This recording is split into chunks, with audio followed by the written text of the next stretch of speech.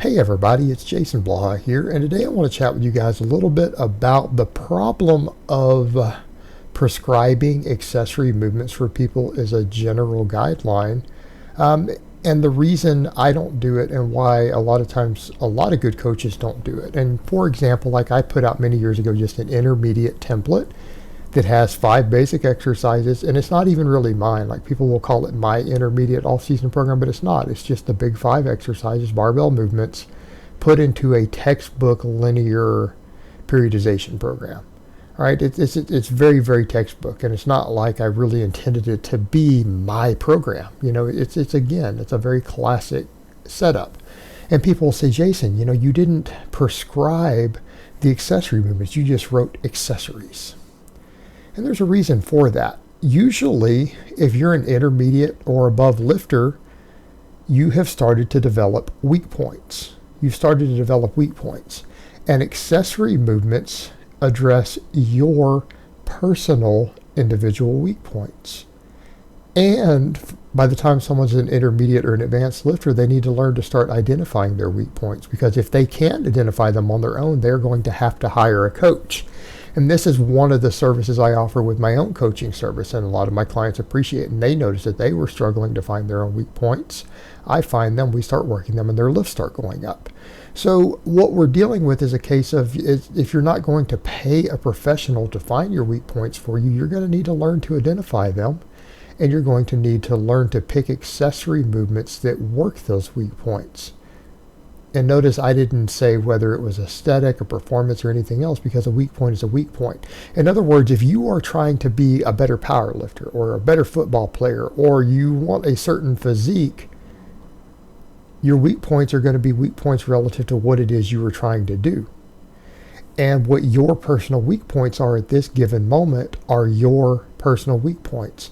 In other words, we could take 5 people who are all intermediate lifters and put them on the same basic intermediate template. Every one of them is going to have different weak points. So when you get to the accessory movements, they're going to need to do different exercises, aren't they? Right? They're going to need to do different exercises based upon their personal weak points. And it might even have to do with their own personal goals. And here's what you need to remember. If you pick the wrong accessory movements, your weak points won't be corrected. Or as some good coaches out there say, if you get strong at the wrong exercises, your overall strength won't go up. There's no point in getting stronger or putting in a lot of volume on the wrong exercises. It won't improve you. It'll improve that area that you're training in terms of hypertrophy, in terms of joint angle specificities, but it won't improve your personal weaknesses, and you may not actually improve in the endeavor you're trying to improve in, whether it's a certain muscle shape or balance, or improving your 1 rep max on a squat, or improving your sprint times, whatever it is you happen to be training for. So they aren't stagnant. Well, here's the other thing. People will still try to say things like, well, this is my weakness. What's the best accessory to put in there? Well, that's going to depend upon your body. There's going to be accessory movements that are phenomenal that don't work as well for you personally. And there's going to be cases to where they cause inflammation for you personally. For example, I got really good at doing weighted chin-ups for a while. I've even done strict curls for a while. But due to my own tendons, my own injury history, my own point in my life as a master's lifter in my 40s, I find those exercises cause me large amounts of inflammation in my bicep tendons. I can't do them, at least not for any extended periods of time. All right, we could say, hey, a weighted dip is a phenomenal chest and tricep accessory movement, right? Now, some people say, isn't that a main movement? I don't know about that. It's not an exercise you want to go ultra heavy on all the time. I don't know that I would treat a weighted dip as a main movement, but it's a fantastic accessory movement, unless you happen to be one of the people who can't perform it safely. There are people who on the weighted dip, they're prone to sternum fractures on it. And one of the signs you get when you start doing them, if you feel a lot of pain in the center of your chest when you're doing weighted dips, you're probably one of those people. You're one of those people who can actually fracture your sternum doing the exercise. It's not most people, but it's a sizable number of people. Some people are not built to do certain movements. So how do we prescribe that? When you start looking at a lot of these smaller exercises, they're oftentimes very much based on your personal anatomy. They have to do with your different levers, your different weaknesses, what inflammation you're prone to, right? Some people can't do weighted dips. Some people can't do supinated grip curls. Some people aren't strong enough to do certain things. I could prescribe for you and say the glute ham raise is one of the ultimate hamstring exercises because it works the hamstrings in a way that no hip hinge movement is capable of doing. Move your body through space. It is a unique, almost indispensable exercise. I could prescribe that for just about everybody, except the person who's not strong enough to do it with their own body weight. If you aren't strong enough to do at least 5 reps on a glute ham raise, no matter how you set it up, due to maybe your hamstring strength, your body weight, you can't do the exercise. You can't do the exercise.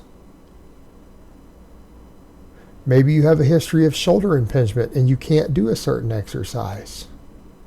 So you see the problem with prescribing these movements? We can't. We can't. We can give general guidelines. Now, here's the other kicker. Novice lifters don't really get overuse injuries because they're not that strong and they're not doing that much training volume, are they? About the time you become intermediate, that's when you find you stagnate on accessory movements often. When you become advanced, you become prone to overuse injuries if you train the same accessory movement too long. Particularly if you're doing it multiple times a week, because you do need to train every muscle group multiple times a week. All right, usually twice is usually the norm. That's your baseline for a more advanced lifter. And advanced lifters are the ones who rely upon accessory movements the most. We're the ones who do the most accessory movements. We're also the most prone to overuse injuries. So if you have, hey, this is my best accessory movement, this is the one that Jason said I should do for this purpose. Well, can you do it indefinitely? No. Can you do it twice a week? Can you push that accessory movement hard twice a week? Maybe, but eventually it might cause an overuse injury. You're going to get localized inflammation. You need to rotate it out and put something else in place of it. There's a reason you see me doing different loading parameters, right? I'm doing good mornings right now, but do you notice I do them with bands one day and I do them with chains the other? Gives a different training response. I do them with a safety squat bar right now, but I have other bars. I could always swap bars out. Why? So that we change the angles enough to, number one, avoid overuse injuries. Number two, we have to prepare for stalls. Because if your accessory movement stalls and you stop progressing on it, guess what? You're no longer gaining muscle from it.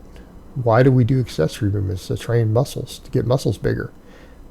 Even if that means from a joint angle specificity perspective, because you're going to have muscle fibers that are specific sometimes to any given joint angle. And if that joint angle in a movement pattern, and again, I don't care what that movement pattern is for. I don't care whether it's for a specific sport or a big lift or a primary exercise or anything else. If you can hypertrophy all the fibers that are associated that are sometimes selective for that joint angle, you're going to get stronger at that joint angle.